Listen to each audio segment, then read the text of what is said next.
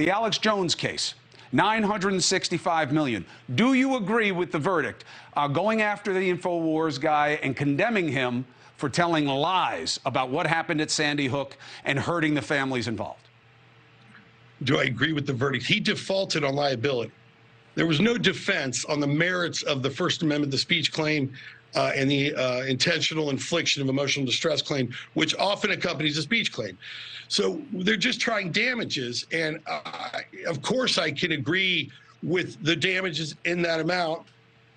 We got $140 million verdict in the Hogan case. These can become outrage cases. Remember, though, Chris, it's stacked, right?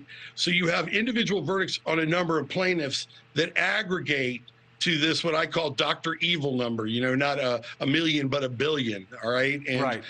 You're stacking individual claims that all have the same underlying fact pattern. So I don't disagree with it. I've seen this happen. I've mocked these cases. I've tried these cases. They can become runaway cases. Now, Counselor Turkel represented Hulk Hogan. That's what he's referring to. He also represented Sarah Palin in a defamation suit. So he knows this area very well when it comes to be high profile. Now we talk about what this means. That number means you're going to have to shut your doors of InfoWars. Now, in terms of what it means going forward, what do you think of this precedent that, you know, I don't believe by any definition InfoWars is a news organization. But what do you think this means going forward in terms of the line of right and wrong with what can come out of your face? You don't really get precedent from the Alex Jones cases. I had been talking to someone about the earlier one. He defaulted.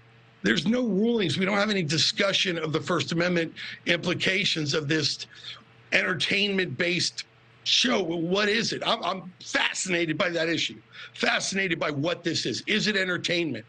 Is it journalism? It reminds me of the WWE moment when they flipped from pretending they were real to, you know, having to admit it's sports entertainment. And so there's no real First Amendment discussion here. There may be a grander discussion about the implications of internet, how information travels, how we consume it, and the rush to get it out or to get those clicks, that audience going, which is a much broader discussion.